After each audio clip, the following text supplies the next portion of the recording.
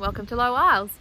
So Low Isles is made up of two islands, Low Island and Woody Island. So I'm standing on Low Island right now, which is the size of about 2 football fields. Over behind me is Woody Island, and that's a very large mangrove island. And that was basically created by a build-up of coral rubble, creating a barrier within the predominant tides and winds. And that then the mangrove started to grow on that, and over many years created this mangrove island. During that process, then coral was able to gather on the western side of Woody Island, and then that's how Low Island was created. So we are effectively a coral cave made purely out of coral. So you can see there's a lot of vegetation in behind me and all around the centre of the island. So the island had got established vegetation over many years as well. So the island has been inhabited with infrastructure and the lighthouse since 1878, and the head lighthouse keepers used to live here, as well as assistant lighthouse keepers. This is now the head lighthouse keeper's house. This house was built in the early 60s after the previous load of houses were all demolished from a cyclone. So it's a very comfortable house for us to live in, and we have a great view of the bay from our front deck, so we can keep an eye on the island. So Low Isles is located in the marine park and it's a green zone, which means it's a no-take zone. You can't fish here, you can't take shells, you can't even take any sand with you when you leave the island. That's part of our job as caretakers, is to monitor the activity around the island, and we need to report any issues to the Marine Park Authority. We also get support from the Queensland Parks and Wildlife Service, fisheries, and then of course patrols from the Marine Park Authority as well. So on the island we have only rainwater. We don't have any other source of fresh water, and you can see here we have a range of tanks in behind our house. Each of the houses have got anywhere from 3 to 7 tanks. So on the island as a total we have a capacity of around 90,000 litres of water.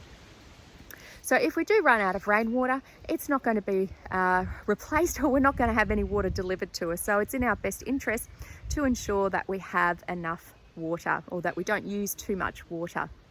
So as we go through the island, I'll show you some of the other infrastructure. We have a power station which is located just over here, and that has one of the solar arrays on it. We have 2 solar arrays. The one on that building actually faces to the south, so it picks up the southerly sun, and then the other one is on the assistant lightkeeper's house, which is a little bit over that way, and it picks up the northerly sun.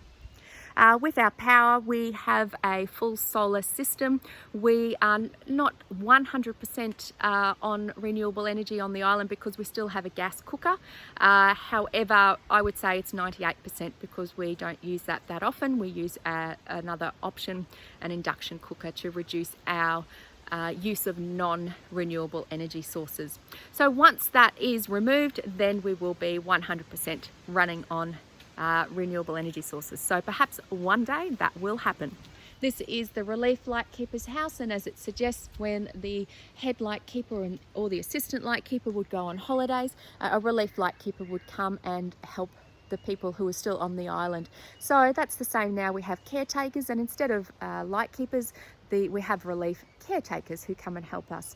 It's also a house for contractors to come and stay when we need some work done on the island.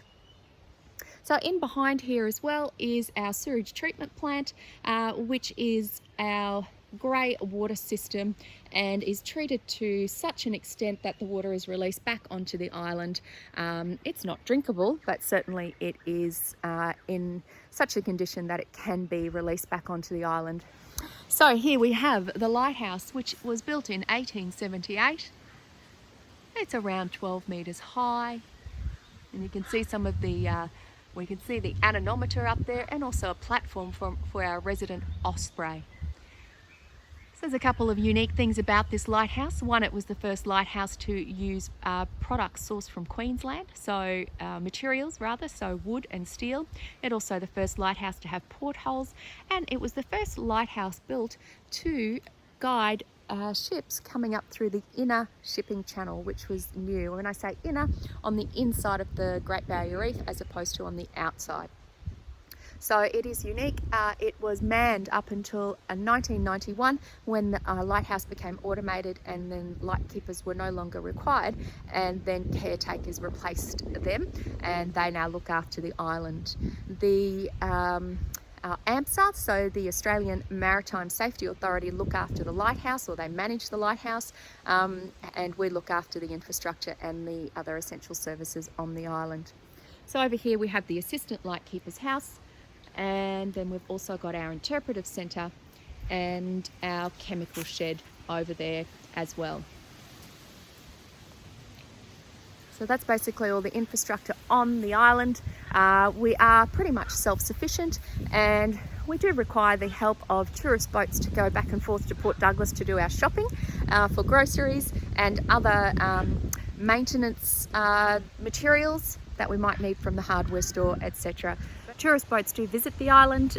We get up to, in normal circumstances, about 100 visitors per day from about 5 to 6 different tour operators.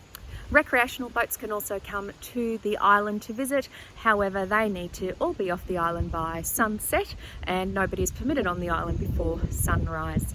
But otherwise, we live pretty much secluded on the island, and we love it.